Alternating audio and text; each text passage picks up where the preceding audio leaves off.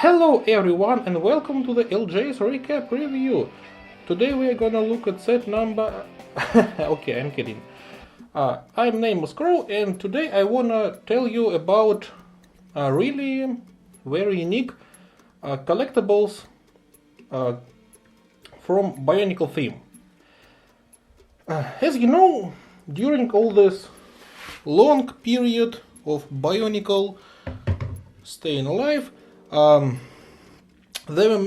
were many different collectibles produced by Lego. I mean, officially.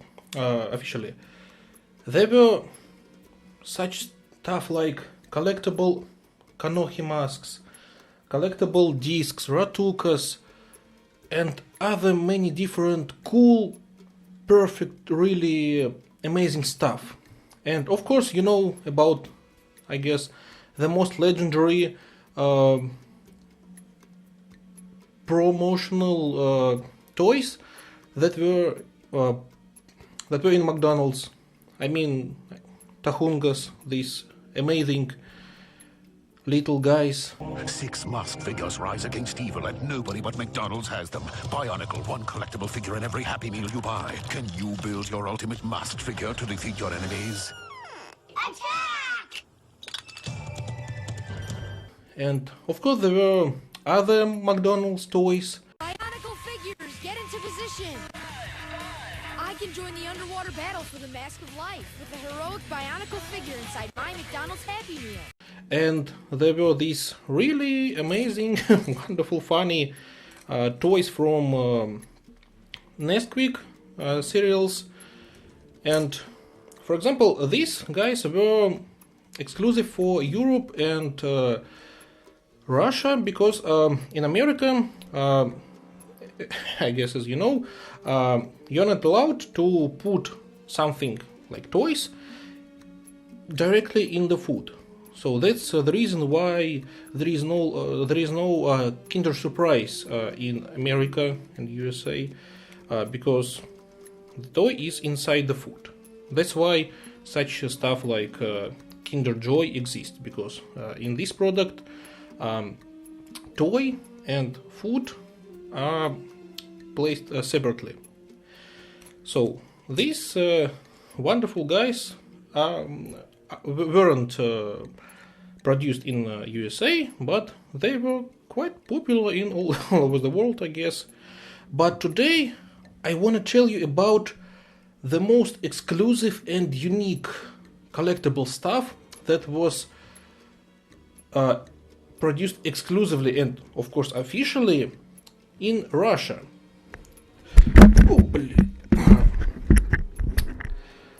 Oh, today I want to tell you about this funny stuff. What is it? I don't know how was the situation all over the world, but in post-Soviet Union, such stuff like as we call them caps were really popular. What is it? It's collectible stuff. It's little plastic cycles with pictures on both sides, and there were many different types of them. There were some made of cardboard, of metal, and of plastic. And there was a game where you should make the action like this, and if actually I don't. There were many different rules, but the main fun is the fact that you are smashing this little stuff, and to win you should smash them to make them fall on the face side. And there was in the beginning of Zeros, there was 2 lines of official Bionicle caps that were produced in collaboration with Cheetahs. During these years, Cheetahs already had different lines of such caps. There were caps with Shrek, with many different cartoons, and cheetahs weren't unique in this idea. There were many different junk food producers that put some collectible stuff in their food.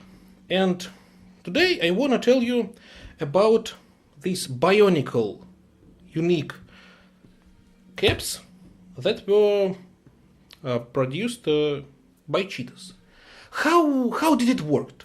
So, in the shop, you could find, of course, not nowadays. I mean, in these old good days, you could find a pack of your favorite cheetahs with special emblem. I don't know how to call it. With special sticker on the pack, and there was the information that this pack contains some stuff inside. So, for example, this one tells us that there are new heroes by Lego Bionicle inside. You can see the picture of Rakshi, of Borok, but these caps contained all the characters, or many characters from early years of Bionicle line. So when you saw this promotional stuff, you could understand that when you bought this pack, you could find these caps inside. So you opened the pack. You smell this wonderful, delicious smell, and somewhere inside you could find wow,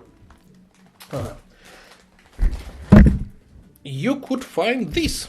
So these caps in special transparent bag. I don't know. So, and there was one random tassel, random caps in every pack of cheetahs. There were actually two lines of these caps. The first one was with blue backside. Вау! Новые герои Bionicle! Спаси остров Матануи! Забери призы! Мобильный телефон! Компьютер! Честер любит читас. And the first one was with green backside. Внимание! В пачках читас я спрятал дазу с историей Bionicle. Собери все 50, играй и выиграй. Тогда ты узнаешь легенду Bionicle и острова Матануи, на котором появились новые враги — вороги. Они сильны, и никто не сможет одолеть их, кроме тебя. В больших пачках читас найди супер тазу и выиграй призы. В любом случае ты останешься выигрышем, ведь у тебя будут читас. Честер любит читас. I have collected all the blue line collection and most caps of the first line of green line. And today I wanna show you this treasure, this really amazing and wonderful collectible stuff, and you will understand that there were some other Bionicle promotional stuff existing officially all over the world. And so let's begin.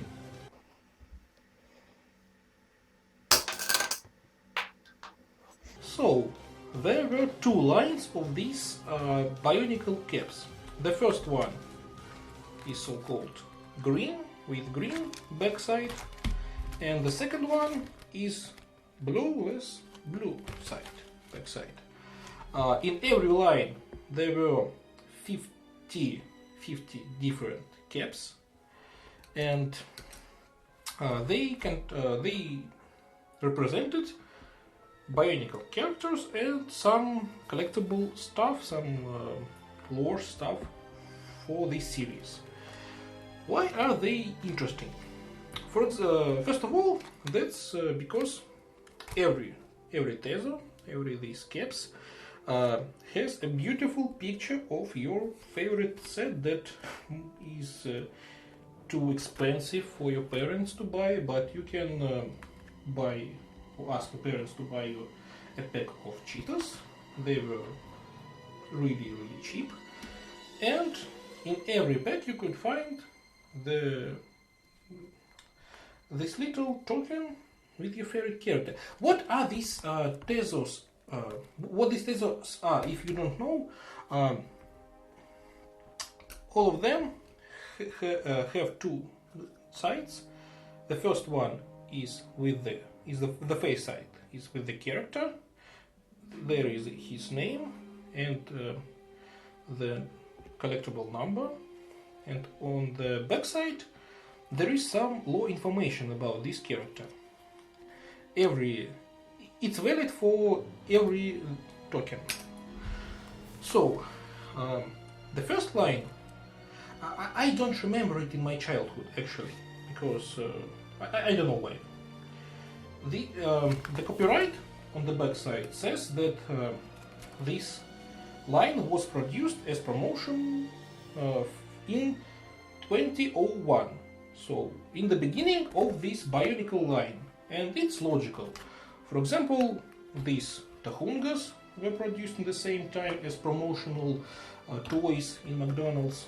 But what's interesting, in first line we have in the same time characters from 2009 from the first line, and from the second line from the first half year, these Boraks, they were produced in 2002, but there is copyright of 2001, and I actually don't know, or it's just a mistake, or maybe some Russian producers of this Bionicle stuff had some unique information about some future lines.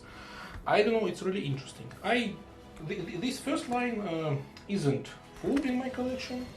I still need some tokens, but you can see that there were, as I said, all 6 stores, all Rahis, Boraks.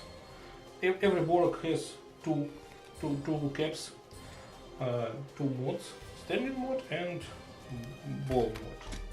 This one, you know. Also there were Kanohi masks and some masks of Churagas. They weren't all 72 different masks. There were just 6 Toa masks and some random Churaga masks. And some of them printed in unexisting colors. So they are white, blue, orange, green, black, and dark gray or hotel, I don't know. And as you know, they were produced in other colors like orange, lime green, and so on. And also there are these 2 Borak caps, and also there were 2 caps with Matanui print. And my favorite is this one with Makuta. So as you remember, as you know, in first years Makuta hasn't his unique appearance. It was just a dark spirit. So it's really great. And what's the most important stuff in these caps is the fact that on the back side all of them had some lore information. And for us, for Russian children, it was the first step in this Bionicle universe. So you could find a taser with your favorite character and get some information about him. So, of course, there were many ways to get this information in some catalogs, on some posters, on websites, and so on, in books. But most of this stuff wasn't able for us. But caps were cheap and they were able for everyone in every region. And that was why they were so cool for us. And the second line was produced 2 years later in 2003, and it contains also 50 characters, 50 caps. And this time we have some sets from 2002 and from 2003, like Borakel, like Rekshi, Toanuva, some Titans from this year. Also we have all the Borakel, Kronos, Toanuva Kanohis, and also there are 6 Borakel shields tokens, and there are described some his special abilities. And also, I don't know why, there are 6 Turagas. They are from 2001, but they weren't produced this year. I don't know why. But we have them there, and that's also cool. And what's other important? What's the difference between them? No, it's not only about characters. This blue line has its unique feature. Can you see this white background on every toggle? It's not just for appearance, it's for glowing in the dark feature. So every toggle from this blue line has an ability to glow in the dark, and it's really cool and really interactive. You know this. So you know we have Piraka teeth, and also we have these Kanoka discs that are glowing in the dark. But in 2003 we have these tassels that also glow in the dark, and it still impresses, I guess. It looks really cool. I will now show you how it looks like. I hope that my camera could show how cool it is. So also there are some translation mistakes, and I don't know how.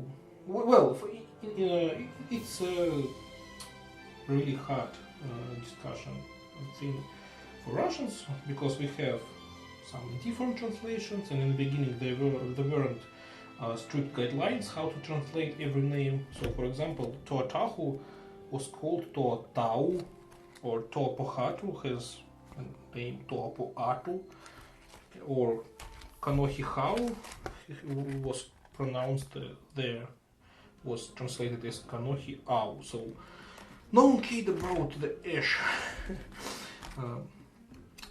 in these names. So there were some mistakes, and also my favorite is the fact that these two Borgs, their names were mistaken. So you know, this is Levak and this is Korak, but somehow they called this green Borg Korak, and the white guy, they called him Levak. It's really funny. They changed their descriptions, and it's just some fun stuff, some fun mistake. And it's not unique for only these tokens, it's valid for all of them, so they aren't unique in this moment. Also there were some gaming rules, I guess. There was some game, because there are some hints like this Tazo can win some brown, blue, white and black color. I don't know how it works. I wasn't able to find rules for this game somewhere, so I don't know how it works. And this blue line, they have some points on the back side, and I guess it was also for some game. I couldn't find anywhere information about how it works also, but we played these Tazos as all children did in that time. So how it works, if you don't know, there are some different rules of Caps game, but the main idea was the smashing. So you should smash your caps to to recover it on the backside to win or something like that. So it was also really interactive. No one understood how to play with it. Every child imagined his own rules, and we played them, and it was really fun. And these Bionicle Tazos were really important part of our Bionicle childhood, I can call it. So,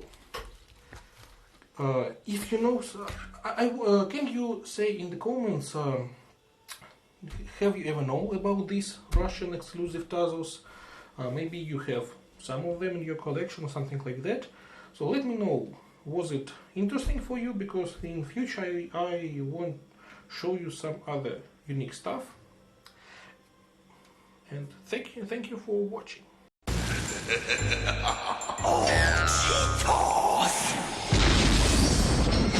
바이오니클 용사들이 테토스 쪽으로 들어왔다. 제터, 마스크 나노를 찾아라. 언젠가 찾고 말 거야.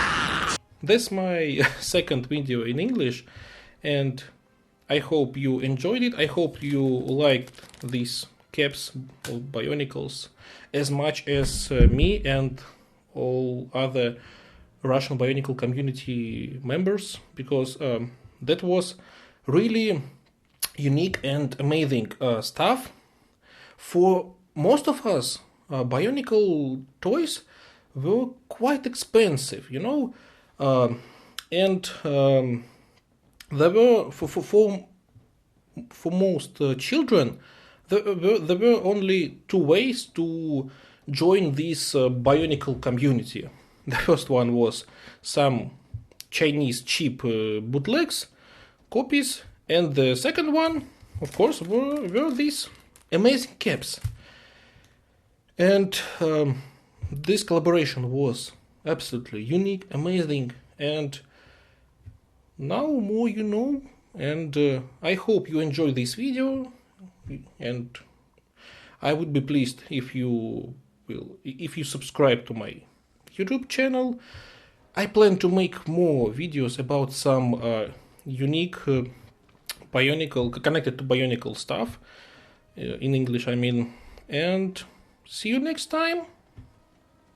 Bye.